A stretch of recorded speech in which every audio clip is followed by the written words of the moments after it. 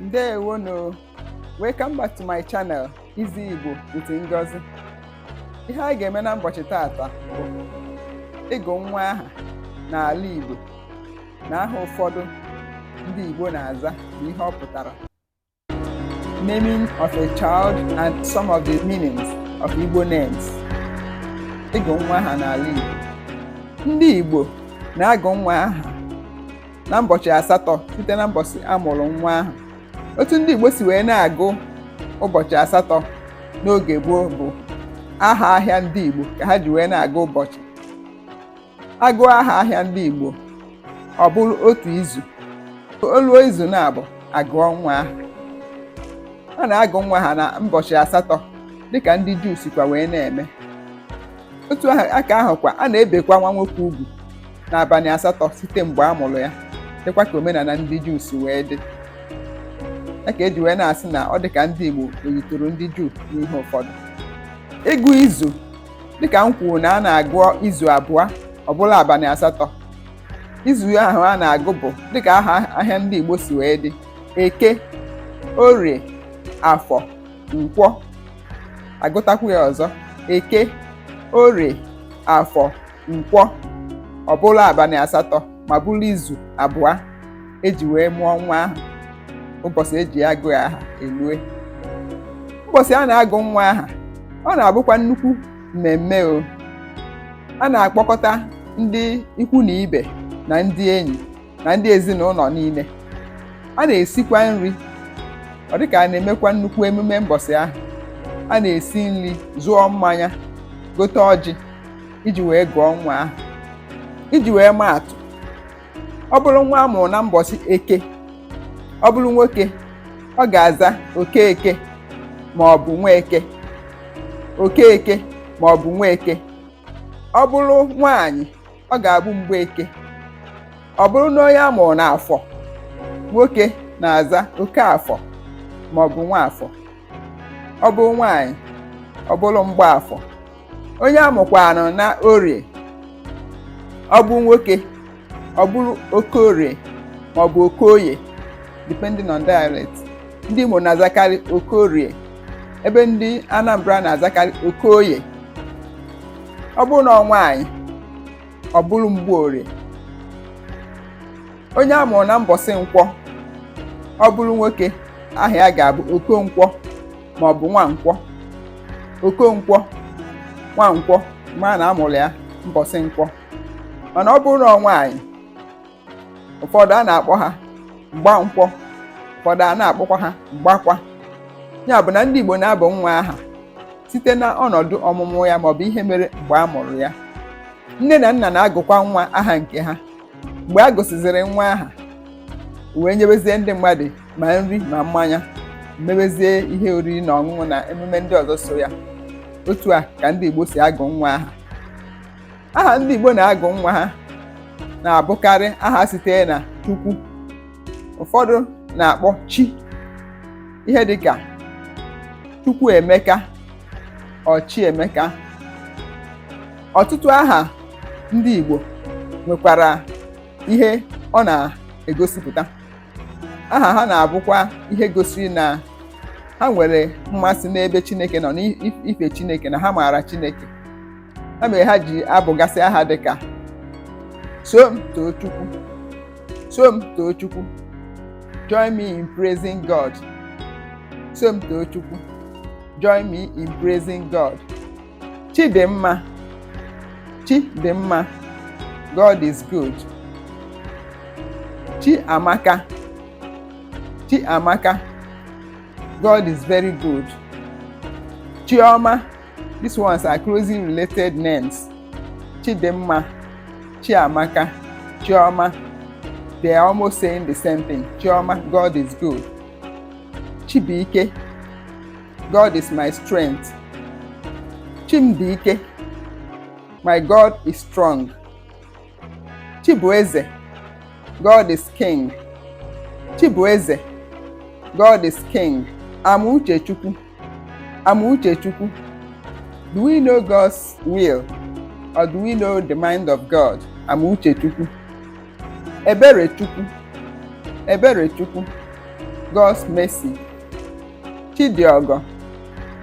Chidiogo. God is gracious. Chidubem. Chidubem. Guide me, O God. Guide me, O God. Chidubem. God, guide me. Chiagoziem. Chiagoziem. God has blessed me. Ụfọdụ na-abakwa Chigoziem. God bless me. Chiagoziem is saying God has already blessed me, while Chigoziem is saying God bless me. Chijindu. Chijindu. God is the sustainer of life. Chijioke. Chijioke. God is the one that holds the gift, or God holds our portion. Chijioke. God holds the portion. Amaoge. Amaoge. Do we know God's time? Chidiebere. Chidiebere. God is merciful. Amarachi. Amarachi. God's grace. Chetanna. Chetanna. Maọbụ Chetachukwu. Remember God. Though Nna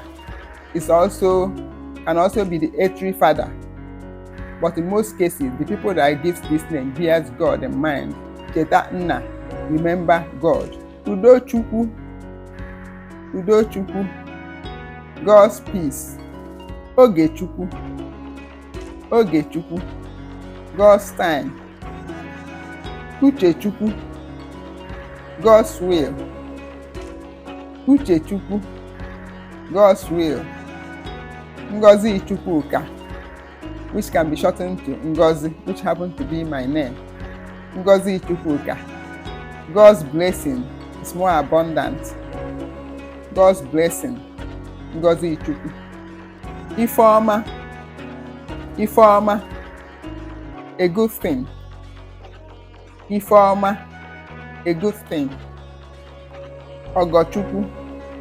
Ogochukwu. God's favor. Obioma. Obioma. Good heart. Ijeoma. Ijeoma. People that names Ijeoma are mostly maybe somebody that traveled where he traveled to favors him. He can name his child Ijeoma. Where I am favors me. Ijeoma. My travel favors me. So they name their child Ijeoma. Obianuju. Obianuju. Obianuju could be that somebody came in the midst of abundance of wealth or in the midst of many siblings. So it can be Obianuju Ako. That's someone that is born in the midst of abundance of wealth. Or Obianuju Nwa, someone that is born in the midst of many siblings. Chinedum. God guides me. Chinedum. God guides me. Chinyere. Chinyere. God's gift. Chinyere. God's gift. Chimamanda. Chimamanda. My God can never fail. Chikamso. Chikamso. I'm following God. Chikaima. Chikaima. It is God that we know. Onyinyechi. Onyinyechi. God's gift. Just like Chinyere. God's gift. Ifeanyichukwu. Ifeanyichukwu. There's nothing that God cannot do. Ifeanyichukwu. Nothing is impossible with God. Chinenye nwa. Chinenye nwa. It is God that gives child. Nke Chinyere. Nke Chinyere. The one God gives me. For instance, maybe somebody has had many female children and the person begets another female child. The person may decide to call the person Nke Chinyere, the one God gives me. Chibuzo. Chibuzo. God is the way. God is the way. Chibuzo. Eberechukwu.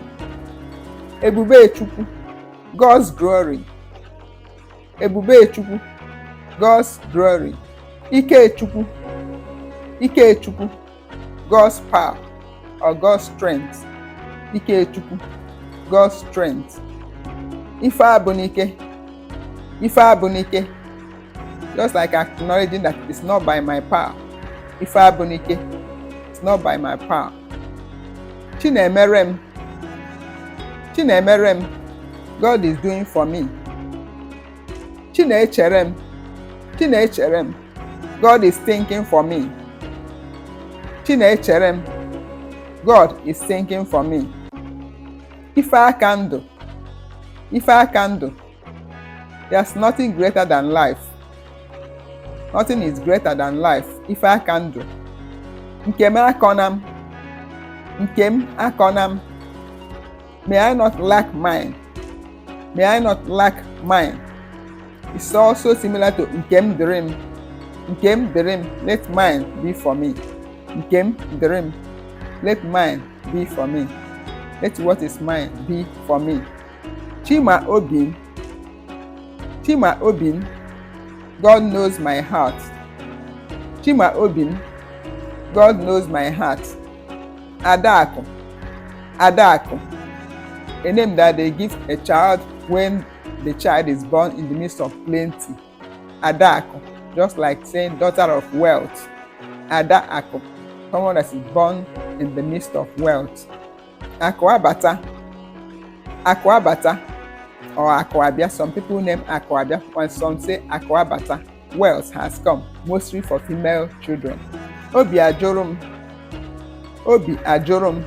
Just like I said that the Igbos name their children because of the circumstances surrounding their birth or what happened when they were born.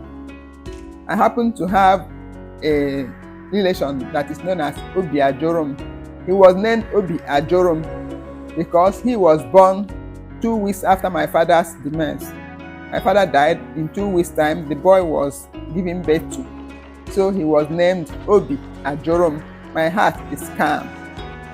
Ifeatu, Ifeatu, like a child that is born when something strange or something extraordinary happens. They can name the child Ifeatu, Ifejiamatu, something that we can use to remember this occasion that occurred. Ifejiamatu. Ọdịnaka Chukwu, Ọdịnaka Chukwu is in the hand of God. Ọdịnaka Chukwu, or Chika Odiri, Chika Odiri, Ọdịnaka Chukwu is in the hands of God. Mmesoma Chukwu, Mmesoma Chukwu, God's kindness. Mmesoma Chukwu, God's kindness.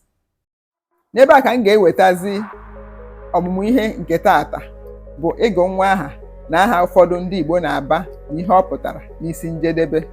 Please don't forget to like, subscribe and share my channel Easy Igbo with Ngozi. Ka emesịa ka ọ dị oge ọzọ.